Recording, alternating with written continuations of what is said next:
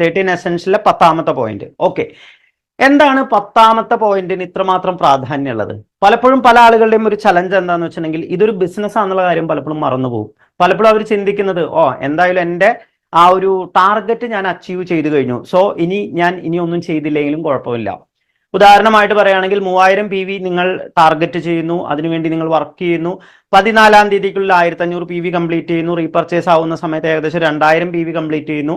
Then month closing ഉദാഹരണമായിട്ട് 25 27ാം തീയതിയൊക്കെ ആവുന്ന സമയത്തേക്ക് നിങ്ങൾക്ക് ഏകദേശം ഒരു 3000 PV കംപ്ലീറ്റ് ചെയ്യാനും സാധിച്ചു എങ്കിൽ പല ആളുകളും അവിടെ ചിന്തിക്കുന്ന ഒരു കാര്യം, എൻ്റെ കാര്യം എന്തായാലും കംപ്ലീറ്റ് ആയി, ഇനി ഞാൻ വർക്ക് ചെയ്തില്ലെങ്കിലും കുഴപ്പമില്ല.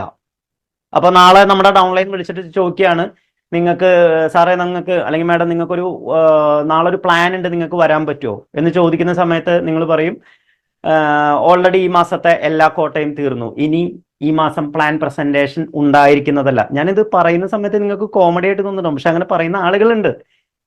നമ്മൾ എപ്പോഴും എന്ത് ചെയ്യണം? ഒരു സ്റ്റെപ്പ് മുന്നിലേക്ക് ഒന്നും കൂടെ സ്ട്രെച്ച് ചെയ്ത് ഒരു സ്റ്റെപ്പും കൂടെ മുന്നിലേക്ക് പോകാൻ സാധിക്കുമോ?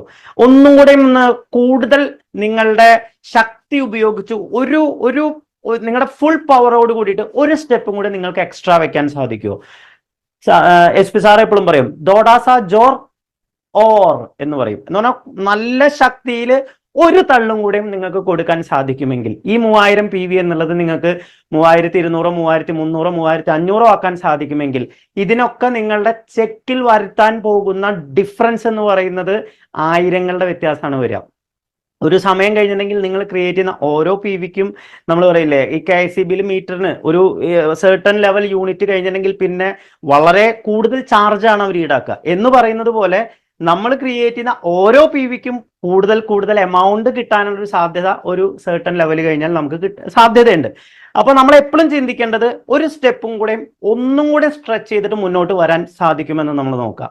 നമുക്ക് ഒരു ദിവസം നമ്മൾ പേഴ്സണൽ ആക്ടിവിറ്റി സർക്കിളിനെ കുറിച്ച് നമ്മൾ പറയുന്ന സമയത്ത് നമ്മൾ എപ്പോഴും 2 പ്ലാൻ കാട്ടിക്കഴിഞ്ഞിട്ടുണ്ടെങ്കിൽ നമ്മളുടെ പേഴ്സണൽ ആക്ടിവിറ്റി സർക്കിൾ നമുക്ക് കംപ്ലീറ്റ് ആയി എന്ന് നമ്മൾ പറയാറുണ്ട്. ഓക്കെ, 3ാമതൊരു പ്ലാനും കൂടെ നിങ്ങൾക്ക് ചെയ്യാൻ സാധിക്കുമോ? 4ാമതൊരു പ്ലാനും കൂടെ നിങ്ങൾക്ക് ചെയ്യാൻ സാധിക്കുമോ? ഒരു സ്റ്റെപ്പും കൂടെ നിങ്ങൾക്ക് മുന്നോട്ട് പോകാൻ സാധിക്കുമോ? ഒരു പ്രൊഡക്റ്റ് പ്രസന്റേഷനും കൂടെ കൂടുതൽ നിങ്ങൾക്ക് ചെയ്യാൻ സാധിക്കുമോ? ഒരു കോളെങ്കിലും കൂടുതലായിട്ട്, ഒരു അപ്പോയിന്റ്മെന്റ് കൂടെ നിങ്ങൾക്ക് കൂടുതലായിട്ട് ചെയ്യാൻ സാധിക്കുമോ? ഒരു ബുക്കിന്റെ ഒരു പേജ് കൂടെ എക്സ്ട്രാ നിങ്ങൾക്ക് വായിക്കാൻ സാധിക്കുമോ? അല്ലെങ്കിൽ ഇങ്ങനെ ഒരു ഓഡിയോ പ്രോഗ്രാമും കൂടെ കൂടുതലായിട്ട് നിങ്ങൾക്ക് കേൾക്കാൻ സാധിക്കുമോ? നമ്മൾ സാധാരണ ജിമ്മിലൊക്കെ വർക്കൗട്ട് ചെയ്യുന്ന സമയത്ത് പറയാറുണ്ട്, ഒരു എക്സ്ട്രാ ഒരു സെറ്റും കൂടെ നിങ്ങൾക്ക് ക്രിയേറ്റ് ചെയ്യാൻ സാധിക്കുമെങ്കിൽ, നിങ്ങൾക്ക് വർക്കൗട്ട് ചെയ്യാൻ സാധിക്കുമെങ്കിൽ അതിന്റെ ഡിഫറൻസ് വളരെ കൂടുതലാണ്. നിരന്തരമായിട്ട് നമ്മൾ ഇത്തരത്തിൽ ഒരു സ്റ്റെപ്പ് ഒരു പോയിന്റ് എക്സ്ട്രാ നമുക്ക് പോകാൻ സാധിക്കുന്ന ഒരു ഹാബിറ്റ് വളർത്തിയെടുക്കുകയാണെങ്കിൽ അത് ലോങ് റണ്ണിൽ അത് കൊണ്ടുവരുന്ന ഡിഫറൻസ് വളരെ കൂടുതലായിരിക്കും.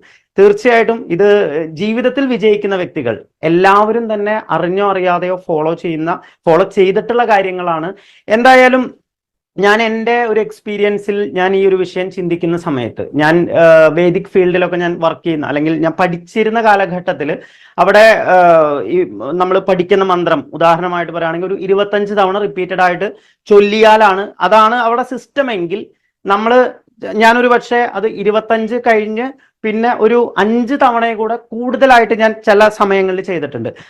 ചെയ്ത ആ ഭാഗങ്ങൾ ഇന്നും ഞാൻ കൈകാര്യം ചെയ്യുന്ന സമയത്ത് രാത്രി ഉറക്കത്തിൽ നിന്ന് വിളിച്ച് ചോദിച്ചാൽ പോലും ഒരു പക്ഷേ ഒട്ടും ബുദ്ധിമുട്ടില്ലാതെ തന്നെ നമുക്ക് ആ സബ്ജക്റ്റ് കൈകാര്യം ചെയ്യാൻ സാധിക്കുന്നത് അത്തരത്തിൽ നമ്മൾ കൂടുതൽ ഒരു സ്ട്രെച്ചും കൂടെ കൂടുതൽ ചെയ്തതിന്റെ റിസൾട്ടാണ്.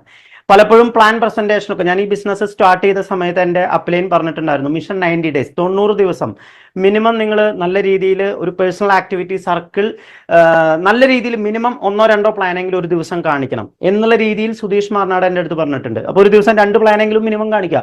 ഞാൻ പലപ്പോഴും 2, 3 ഒരു ദിവസം 16 പ്ലാൻ വരെ ഞാൻ പ്രസന്റ് ചെയ്തിട്ടുണ്ട്. രാവിലെ ഏർലി മോർണിംഗ് 8 മണി മുതൽ രാത്രി 10 മണി വരെയുള്ള സമയം കൊണ്ട് 16 പ്ലാൻ ഞാൻ പ്രസന്റ് ചെയ്തിട്ടുണ്ട്.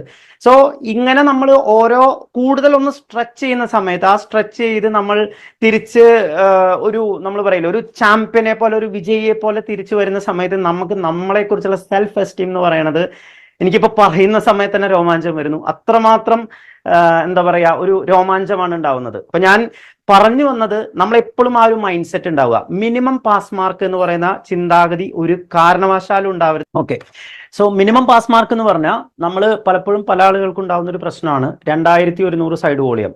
അത് 2100 കംപ്ലീറ്റ് ചെയ്ത് കഴിഞ്ഞിട്ടുണ്ടെങ്കിൽ പിന്നെ ഈ മാസം പ്ലാൻ ഉണ്ടായിരിക്കുന്നതല്ല.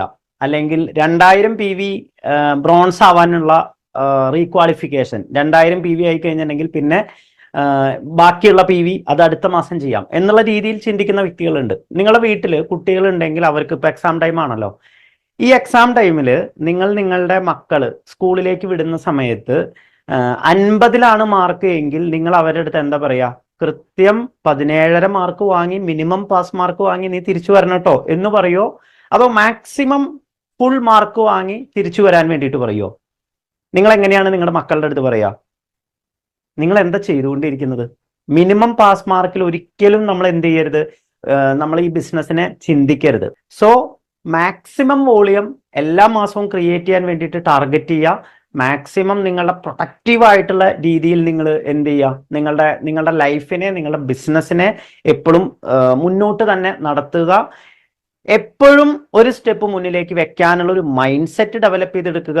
എന്തൊക്കെ ചലഞ്ചസ് ഉണ്ടെങ്കിലും ഈ ബിസിനസ്സിൽ നമ്മൾ ഫോളോ ചെയ്യേണ്ട ഒരേ ഒരു thumb rule, show one more plan. Show one more plan. You are happy, go and show one more plan. You are so sad, go and show one more plan. You are extremely excited, go and show one more plan. You are so depressed, go and show one more plan. You are getting too much results, ഒരുപാട് result കിട്ടുന്ന സമയമാണ്. go and show one more plan. നിങ്ങൾക്ക് ഒട്ടും result ഇല്ല, go and show one more plan. നമ്മൾ എപ്പോഴും ചെയ്യേണ്ട എന്തൊക്കെ ചലഞ്ച് ആണെങ്കിലും, എന്തൊക്കെ സിറ്റുവേഷൻ ആണെങ്കിലും, എന്തൊക്കെ ഗ്രോത്ത് ആണെങ്കിലും, ഏത് ലെവലിലാണെങ്കിലും നമ്മൾ ഫോളോ ചെയ്യേണ്ട ഒരു എന്താ പറയാ തമ്പ് റൂളാണ് go and show one more plan. കൂടുതൽ സ്റ്റെപ്പ്, കൂടുതൽ അഗ്രസീവായിട്ട് മുന്നോട്ട് വരിക. എനിവേ, ഞാൻ ഇന്ന് ഈ സബ്ജക്റ്റ് അവസാനിപ്പിക്കുന്നു. 13 എസെൻഷ്യലിൽ 10 സബ്ജക്റ്റ് നമ്മൾ കൈകാര്യം ചെയ്ത് കഴിഞ്ഞു. ഈ 10 കാര്യങ്ങൾ നിങ്ങളൊന്ന് റീക്യാപ്പ് ചെയ്യുക. തീർച്ചയായിട്ടും നമ്മൾക്ക് അടുത്ത ദിവസങ്ങളിലായിട്ട് നമുക്ക് ഇതിന്റെ ബാക്കിയുള്ള 3 സ്റ്റെപ്പുകൾ കൂടെ നമ്മൾ മനസ്സിലാക്കുന്നുണ്ടായിരിക്കും.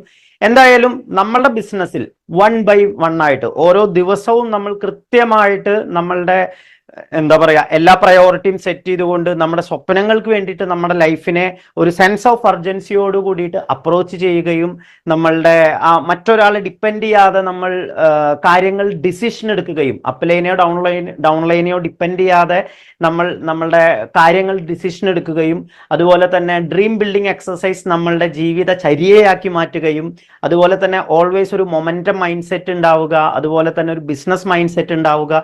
ഇത്തരത്തിൽ ഒരു എന്താ പറയാ ഈ 13 കാര്യങ്ങൾ നമ്മളുടെ നിത്യജീവിതത്തിൽ, ബിസിനസ് ലൈഫിലും നിത്യജീവിതത്തിലും നിങ്ങൾ പ്രാക്ടീസ് ചെയ്യുകയാണെങ്കിൽ നിങ്ങളുടെ ലൈഫ് വേറെ ലെവലിൽ ഗ്രോ ചെയ്യുന്നുണ്ടായിരിക്കും.